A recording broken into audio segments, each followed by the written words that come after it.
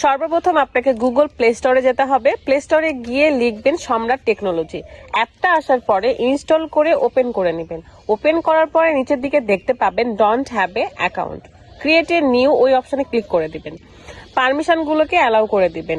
ওপরে এনআইডি কার্ডের সামনের অংশ এবং নিচে পেছনের অংশে সাবমিট করতে হবে। এনআইডি সাবমিট করা হয়ে গেলে নেক্সট অপশনে চলে যাবেন।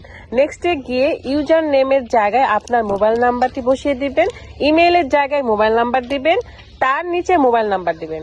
তারপর একেবারে নিচের দিকে পাসওয়ার্ডের জায়গায় 6 সংখ্যার কোড ব্যবহার করবেন আর পিন ব্যবহার করবেন 4 সংখ্যার। তারপর নেক্সট অপশনে চাপ দিবেন। অ্যাকাউন্ট রেজিস্ট্রেশন সফল।